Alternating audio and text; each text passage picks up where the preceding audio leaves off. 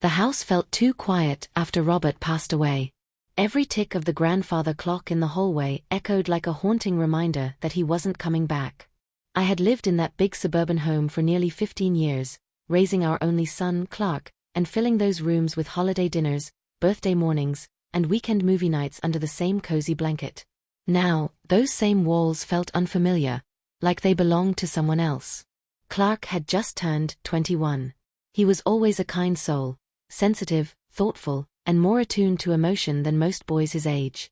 When Robert died, Clark made the choice to defer his final year of college. He moved back home, said it was to help me. At first, I protested. But in truth, I needed him more than I was willing to admit. "Mother," he said gently one evening, stepping into the kitchen. I was washing a plate that didn't need washing, just for something to do, something to hold on to. "Yes, sweetheart." I turned, drying my hands slowly. He looked unsure. His green eyes, so much like Robert's, darted down, then back up, like he was preparing himself. "Can we sit and talk?" "Of course." "Come sit," I said, pulling out a chair at the old oak table. He sat beside me, folding his hands in his lap. The warm kitchen light softened his face, bringing out that same quiet gentleness that had always reminded me of his father. But now, I saw something else too. A maturity. A new edge. "It's about Dad," he started, his voice thick. I reached across the table for his hand, holding it instinctively. "I miss him too, Clark." "I know. But this isn't just about that." He looked up at me carefully. "It's about us. You and me." The way he said it made my heart skip. "What do you mean, us?" He inhaled deeply. "I've been feeling things I don't think I should feel. But I can't pretend I don't. You've been so strong and graceful through everything, and I just want to be close to you in ways I can't explain." I froze. The air around us shifted, like something delicate had cracked open between us. "Clark," I whispered, unsure whether I was trying to stop him or soothe him. "I'm sorry. I know I probably shouldn't have said anything. I see you. And I know someone else will too. Someone who'll want to take care of you. And that thought." He trailed off, ashamed. My heart ached, but not in a way that made me pull away. Because, in truth, I had felt it too. Strange, fleeting moments. A look that lingered too long, the warmth in his hugs, the way he stood just a little too close when he thought I needed comforting. "Maybe we're both just lonely," I said, barely able to meet his eyes. He nodded. "Maybe. But it feels deeper than that. And I need you to know, whatever happens, I'm here. For all of you." That night, I didn't sleep. My mind ran wild through memories and new feelings I didn't quite recognize. I missed Robert, yes. But I also realized something had shifted between Clark and me, something fragile and unspoken. We didn't talk about that night again. But we didn't need to. The way he looked at me changed. And I caught myself noticing him in ways I wasn't proud of. How grown he looked. How he carried himself now. And sometimes when he smiled, something fluttered in my chest. One Saturday, I walked into the living room and saw him napping on the couch. Sunlight stretched across his chest, and his shirt had lifted slightly, just enough to reveal the pale skin of his side. I stared longer than I should have. He stirred. "Hey," he murmured, groggy and soft. "Didn't mean to wake you," I said, a little too quickly. He blinked at me and smiled faintly. "You didn't. I was dreaming." "About what?" His eyes lingered on mine. "You." I felt the breath catch in my throat. "Clark." He stood slowly and stepped toward me. Too close. My heart was pounding, and I hated that I didn't want to step away. "Tell me to stop," he said, voice low and trembling. But I didn't. I couldn't.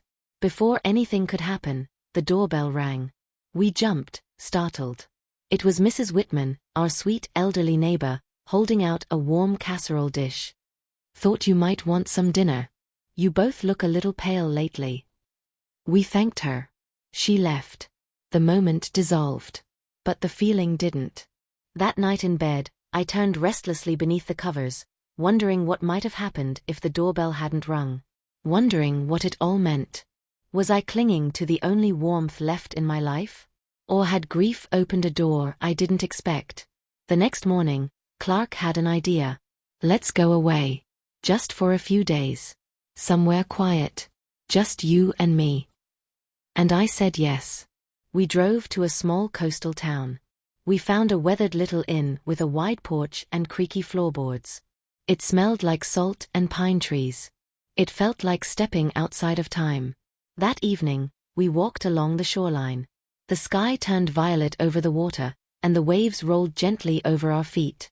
He stopped, turning to face me. I know this isn't normal, he said softly. But when I look at you, I don't see my mother. I see the woman who taught me everything about love. And I care about you more than I can say. I stared up at him, the moon casting silver on his face. Then maybe it's not wrong, I whispered. Maybe it just is. He reached for me. His embrace was full, not of grief this time, but of something stronger. Of need. Of love. And maybe of confusion too. But it felt real. Back at the inn, I lit the small candle on the dresser. We sat together on the edge of the bed, saying nothing. Just brushing shoulders, stealing glances. Then he leaned in and kissed my shoulder. A simple kiss. Soft. Trembling. You make me feel alive again, he whispered. I turned toward him slowly. You remind me that I'm still a woman. Still capable of feeling things I thought had died with your father. Not just feeling, he said, gently taking my hand. Loving. That night, we didn't rush. We didn't cross lines recklessly. But we shared something deeply intimate, something that belonged to no one else but us. It was full of aching, of healing, of a desire that had grown from shared loss and mutual care. When we returned home, we didn't say much. But everything had changed. We laughed more. We cooked together. We took walks, sometimes hand in hand when no one was looking. And though the world outside wouldn't understand it, we weren't pretending. We weren't replacing anyone. We were healing in the only way we knew how. Then, one afternoon, Clark came home holding an envelope. He'd been accepted into a postgraduate fellowship in Chicago.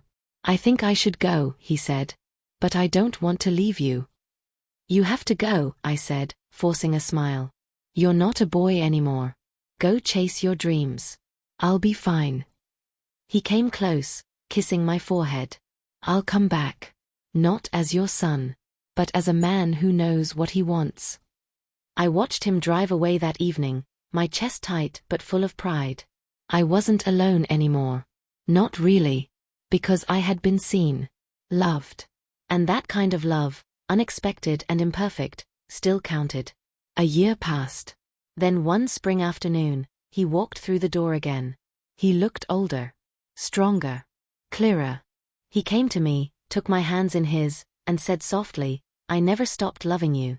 And now I'm ready to make you mine. And this time, I didn't hesitate. Because love isn't always neat. Sometimes it rises from grief. Sometimes it blooms in silence. And sometimes, it comes in the form of someone you never imagined. But when it's real, you just know. And I knew.